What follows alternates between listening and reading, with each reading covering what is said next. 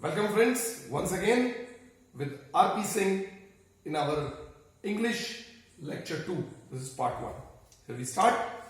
कल हमने बहुत सारी बातें की थी जिससे हमें ये पता चला था कि हम अंग्रेजी को, इंग्लिश को कैसे फ्रेंडली नेचर में रखेंगे और इंग्लिश पे कैसे हम ग्रैब अपना कब्जा पाएंगे. हमें इंग्लिश को समझने के लिए कुछ 4 टूल्स की जरूरत थी: speaking, listening, reading and writing. और हमें ग्रामर सीखना था, learning part, non learning part, grammar is understanding part, और कुछ हद तक कॉम्प्रिहेंशन. अभी आज हम इंग्लिश का बेस पढ़ेंगे और कैसे चीजों को हम आगे बढ़ाते हैं, कैसे सेंटेंस फॉर्मेशन करते हैं, और उन सारी बातों की विवेचनाएं करेंगे जिससे धीरे धीरे हमारा इंग्लिश का फाउंडेशन स्ट्रांग होता चला जाएगा. Let us have a look. Before we start, I must tell you that this English is basic English, और इस basic foundation English से हम बहुत ऊपर जाने वाले हैं. This will be very very useful for all the my dear cadets, younger ones and the elder ones. It can also be useful for various teachers, various YouTubers, and parents can also have a look. और हम धीरे धीरे English पढ़ेंगे तो हमारा English हर महीने में robust बनता चला जाएगा. पहले हम बात करेंगे आज सेंटेंस फॉर्मेशन की. मैं कोशिश करता हूं कि सब चीजें एक साथ लिख लूं, लेकिन फिर भी बीच में कुछ कुछ लिखने की जरूरत पड़ेगी तो you will have to follow. हम बात कर रहे हैं यहां पर सेंटेंस फॉर्मेशन की. सेंटेंस फॉर्मेशन तो बोलते समय या लिखते समय हमें वाक्य के निर्माण करने की जरूरत होती है, तो उधर कुछ शब्दों का खेल होगा. कैसे, प्लीज देखिए. हम एक बेसिक सेंटेंस से शुरू करते हैं. मोहन प्लेस. मोहन यहां पर सब्जेक्ट है. हिंदी में बोलेंगे तो सब्जेक्ट विषय. जिसके बारे में वाक्य में बात की जा रही है वो ही सब्जेक्ट है, और बिना सब्जेक्ट के हम वाक्य का निर्माण जनरली इन स्टैंडर्ड नहीं कर पाते. तो एक हमें सब्जेक्ट की जरूरत होगी, दूसरा that is place, this is verb. तो मोटे तौर पर अगर हम बात करें किसी भी वाक्य के निर्माण करने में, उसे बनाने में एटलीस्ट 2 शब्दों की जरूरत होती है. एक शब्द होगा सब्जेक्ट, दूसरा शब्द होगा वर्ब. अब हम देखेंगे कि सब्जेक्ट क्या है. सब्जेक्ट जनरली 2 चीजों से बनता है, एक नाउन और एक प्रोनाउन. नाउन और प्रोनाउन स्पीच के पार्ट्स होते हैं जो कि हम आगे पार्ट 2 में देखेंगे. लेकिन किसी भी सेंटेंस को बनाने के लिए you will have to understand that one word that is subject noun या pronoun से बना है, and the second word is verb. इन 2 शब्दों के मेल से एटलीस्ट एक छोटा वाक्य बनता है. लेकिन मैं आपको नीचे समझा सकता हूं कि किसी एक वर्ड से भी हम सेंटेंस क्रिएट करते हैं, जैसे गो, जैसे कम, जैसे सिट.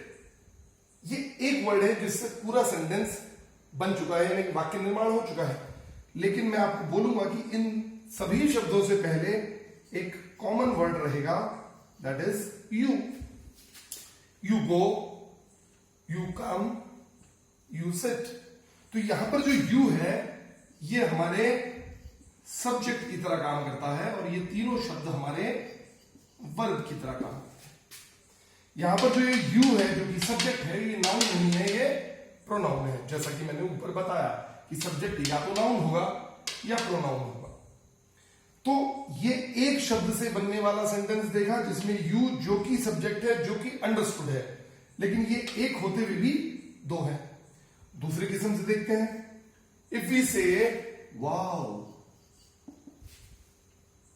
अब ये फिर से एक शब्द है, लेकिन इसके आगे की चीजें कैसी अंडरस्टूड. यहां पे तो पहले की थी, इसके बाद की. Wow, what a shot. अब अलास, हाय, ही डाइड, वो मर गया, वो गुजर गया. तो ये वाला जो पार्ट है, ये वाला जो पार्ट है, ये सेंटेंस का हिडन पार्ट है. यहां पर भी हम देखेंगे कि एक शब्द है, यहां पर भी हम देखेंगे कि एक शब्द है, लेकिन इसके बाद और भी शब्द है. तो मोटे तौर पर अगर आप समझेंगे कि वाक्य निर्माण के लिए, यानी कि सेंटेंस फॉर्मेशन के लिए, यू रिक्वायर एटलीस्ट 2 वर्ड्स, 2 शब्दों की जरूरत है. अब ये जो बेसिक दो शब्द हैं मोहन प्लेज, इसके नीचे अगर चलेंगे उसके बाद वाक्य निर्माण आपकी जरूरत के हिसाब से और भी हो सकता है। जैसे मोहन प्लेज, ये दो शब्द, मोहन खेलता है। क्या खेलता है? Mohan pledge football.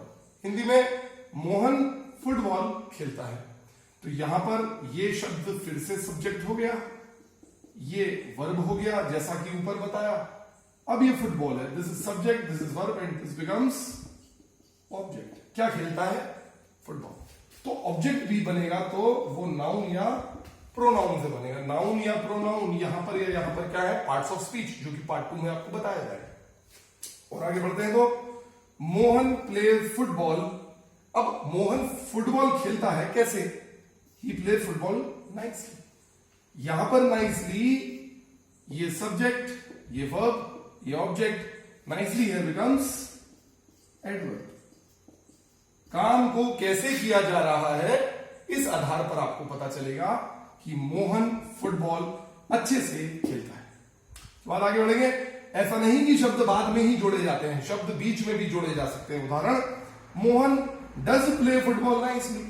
तो मोहन फिर से यहां पर हो गया सब्जेक्ट, डज यहां पर हुआ हेल्पिंग वर्ब, प्ले यहां पर हुआ मेन वर्ब, फुटबॉल यहां पर हुआ ऑब्जेक्ट, नाइसली यहां पर हुआ एडवर्ब।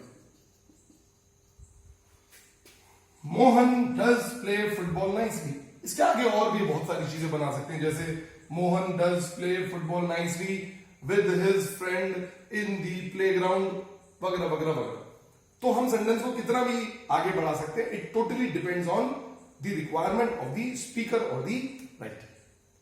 लेकिन यह बात आप याद रखिए कि सेंटेंस के बेसिक फॉर्मेशन के लिए आपको दो शब्दों की जरूरत है, जिसमें एक होगा सब्जेक्ट और दूसरा होगा वर्ब।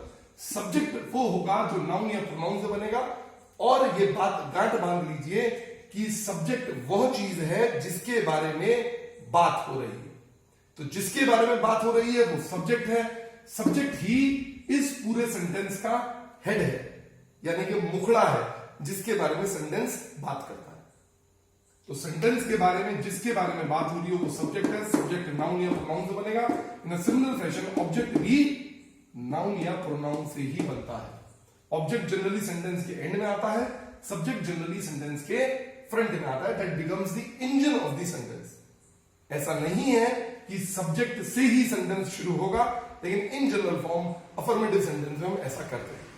नॉनदलेस हम आगे बढ़ते हैं। जैसा मैंने बताया कि नाउन या प्रोनाउन पार्ट्स ऑफ स्पीच है, तो क्या है वो पार्ट्स ऑफ स्पीच हम देखेंगे। लेकिन सिंगल वर्ड से भी सेंटेंस बनते हैं, लेकिन उसमें हिडन पार्ट होता है, उसमें हिडन पार्ट होता है। Now what are those 8 parts of speech, जो कि 2 पार्ट हमने पढ़े। हम आगे देखते हैं पार्ट 2 में। Part 2 English lecture 2 part 2। पीछे हमने पार्ट 1 पढ़ा। पार्ट्स ऑफ स्पीच, हमारी वाणी के भेद, शब्द के भेद। कितनी वाणी, कितने शब्द हम किस किस तरह से अलग अलग तोड़ सकते हैं, वो है पार्ट्स ऑफ स्पीच। हमारे शब्दों के भेद क्या है, कितने पार्ट में उसे तोड़ सकते हैं। पहला देखेंगे नाउन। नाउन माने संज्ञा। हम जिसके बारे में बात करते हैं वो या तो नाउन होता है या वो प्रोनाउन होता है। इन जनरली हमने सुना होगा noun is nothing but it is person, place और थिंग। तो ये क्या होता है, ये नीचे तक हम देखेंगे डिटेल में। जब हम नाउन पढ़ेंगे, प्रोनाउन पढ़ेंगे, वर्ब पढ़ेंगे, वो आपको बताया जाएगा। तो नाउन मीन संज्ञा, सेकंड बिकम्स प्रोनाउन। ये वो शब्द होते हैं जो नाउन यानी कि संज्ञा के बदले यूज किए जाते हैं। वर्ब यानी कि क्रिया, क्या काम हो रहा है। देन बिकम्स एडजेक्टिव, यानी कि ये नाउन या प्रोनाउन की विशेषता बताने वाले शब्द होते हैं, इसलिए इन्हें विशेषण कहा जाता है। एडवर्ब, क्रिया किस तरह से की जा रही है वो क्रिया विशेषण होता है। ये क्रिया है और ये एडवर्ब माने क्रिया विशेषण। प्रीपोजिशन, इसे हिंदी में हम पूर्व सर्ग भी बोलते हैं। जैसा कि नाम बता रहा है प्रीपोजिशन, ये किसी ऑब्जेक्ट से पहले लगते हैं और ये बताते हैं कि नाउन की, प्रोनाउन के संदर्भ में, या नाउन की या सब्जेक्ट की ऑब्जेक्ट के संदर्भ में पोजीशन ऊपर है कि नीचे है, लेफ्ट है कि राइट है, वो चीज चल रही है कि रुकी हुई है। What is the status, that becomes preposition. इनके सारे यूजेजेस हम करेंगे। कंजंक्शन, किन्हीं दो सेंटेंसेस, किन्हीं दो फ्रेजेस किन्हीं दो सब्जेक्ट्स को जोड़ने वाले शब्द कंजंक्शन होते हैं, इसीलिए इनको हम संयोजक भी बोलते हैं। Then comes interjection, विस्मयादि बोधक शब्द जिसको इंग्लिश में एक्सक्लेमेटरी मार्क से जोड़ा जाता है। पीछे हमने एक शब्द पढ़ा था, वाओ, हे, अलास, ये सारे शब्द इंटरजेक्शन वाले शब्द हैं, एक्सक्लेमेटरी मार्क वाले शब्द हैं। एक एडिशनल पार्ट ऑफ स्पीच भी होता है, यानी कि इन टोटलिटी आप देखेंगे तो 8 पार्ट्स ऑफ स्पीच होते हैं। आप देखेंगे कि 9th additional part of speech भी जनरली कहा जाता है, दैट बिकम्स आर्टिकल। ये 3 किस्म के आर्टिकल है, ए, एन और द। ए और एन इनडेफिनिट आर्टिकल होते हैं और the becomes definite article. Detail में हम जाएंगे बाद में। टेंस, इसके बाद हम टेंस भी कभी पढ़ेंगे। टेंस मीन्स काल, काल मीन्स समय। ये 3 प्रकार का है, भूत, वर्तमान और भविष्य। फिर भूत के भी प्रकार, वर्तमान के भी प्रकार और भविष्य के भी प्रकार। इंग्लिश में बोलेंगे तो टेंस पास्ट रहेगा, प्रेजेंट रहेगा और फ्यूचर भी रहेगा, और इनके भी फिर सब पार्ट्स होंगे, ये हम आगे डिटेल में पढ़ेंगे। तो फिलहाल आप इतना ध्यान रखेंगे कि हमारे पास अंग्रेजी में 8 पार्ट्स ऑफ स्पीच होते हैं। हम पूरे शब्दों को 8 अलग अलग प्रकार में बांट देते हैं। मोटे तौर पे बोलेंगे तो हम 9 पार्ट में बांटेंगे, एडिशनल पार्ट ऑफ स्पीच भी है। अब हम ये देखेंगे आगे कि कैसे हम एक सेंटेंस में इन 8 के 8 पार्ट्स ऑफ स्पीच 9वें को भी लेके कैसे एक साथ यूज करेंगे। We will see this thing in our next part. Let us move back. English lecture 2 part 3। एक क्रिस्पी सेंटेंस हम देखने की कोशिश करते हैं। Let us have this example. Wow, a small boy and his friend are playing joyfully in the park. अभी ऐसा sentence है जिसमें हमने पीछे पार्ट 2 में पढ़े 8 के 8 पार्ट ऑफ स्पीच को कवर करने की कोशिश की है। Let us have a look. Wow, it means it is interjection, विस्मयादि बोधक शब्द। A, this becomes article. A, an और दा आपको बताया था। स्मॉल, इट बिकम्स एडजेक्टिव यानी कि विशेषण, क्योंकि ये स्मॉल बॉय की, जो कि एक नाउन है, उसकी विशेषता बता रहा है। Boy, it becomes a noun. Noun जैसा बताया, पर्सन, प्लेस या थिंग, वो तीनों ही चीजें नाउन है। डिटेल में हम जाएंगे। अभी फिलहाल हम एक सेंटेंस देख रहे हैं जिसमें 8 के 8 पार्ट ऑफ स्पीच को हम इंक्लूड करने की कोशिश कर रहे हैं। बॉय बिकम्स नाउन एंड ये बॉय और उसके दोस्त को जोड़ रहा है शब्द, तो इट बिकम्स कंजंक्शन यानी कि संयोजक, जोड़ने वाले शब्द। देन बिकम्स हिज, नाउन के बदले इस्तेमाल किए जाने वाले शब्द यानी कि प्रोनाउन। प्रोनाउन भी बहुत सारे प्रकार के होते हैं, नाउन भी बहुत सारे प्रकार के होते हैं। इनफैक्ट कई सारे हमारे पार्ट्स ऑफ स्पीच है जो अलग अलग प्रकार के होते हैं, तो वो डिटेल में जाया जाएगा। His becomes pronoun. Friend, again it becomes noun, ये कॉमन नाउन है। Then are, it becomes helping verb. Helping verb को हिंदी में बोलेंगे सहायक क्रिया। Then comes playing, it becomes main verb, मुख्य क्रिया। क्या काम हो रहा है? They are playing. कैसे खेल रहे हैं?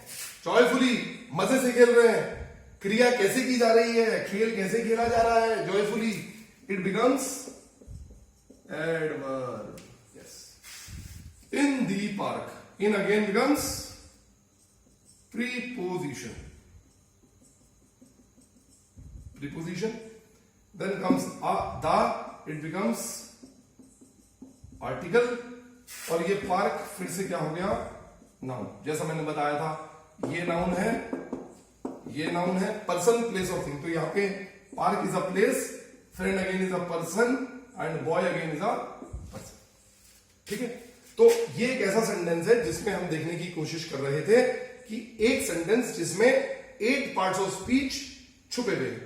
ऐसा भी हम आगे सेंटेंस लिखने की कोशिश करेंगे जिसमें एक ही सेंटेंस में एक पार्ट ऑफ स्पीच के बाकी सब पार्ट्स हो। जैसे Mohan and his friend gave the lost gold to the police and showed their honesty। इस सेंटेंस में अगर आप देखेंगे तो हमने नाउन के 5 सब पार्ट्स को यूज करने की कोशिश की है। देखते हैं कैसे। Mohan, it becomes proper noun. Then comes friend, it is common noun. Then come to gold, it becomes material noun. Then comes to police, it becomes collective noun. And then comes to honesty, it becomes abstract noun। तो हम देखेंगे तो noun के 2, 3, 4, 5 प्रकार होते हैं। ये पांचों प्रकार हमने एक सेंटेंस में यूज करने की कोशिश की। Mohan and his friend gave the lost gold to the police and showed their honesty. Mohan और उसके दोस्त ने खोया हुआ सोना पुलिस को वापस किया और अपनी ईमानदारी दिखाई। इस पूरे सेंटेंस में देखेंगे तो इन 5 शब्दों में 5 अलग अलग प्रकार के नाउन हैं। जो नाउन इस प्रकार है, मोहन प्रॉपर नाउन है, फ्रेंड कॉमन नाउन है, गोल्ड मटेरियल नाउन है, पुलिस कलेक्टिव नाउन है और ऑनेस्टी एब्स्ट्रैक्ट नाउन है। अब ये नाउन और उसके जो प्रकार हैं ये विस्तृत रूप में डिटेल में समझने की कोशिश करेंगे। फिलहाल आज हमने ये समझने की कोशिश की कि हम एक सेंटेंस में 8 या 9 के 9 अलग अलग पार्ट्स ऑफ स्पीच को कैसे लिखते हैं। दूसरा, एक ही सेंटेंस में एक पार्ट ऑफ स्पीच के सब पार्ट्स को कैसे यूज करते हैं। Stay tuned for lecture 3, slowly and gradually in 100 or 150 lectures we will cover the whole course. That's all for today.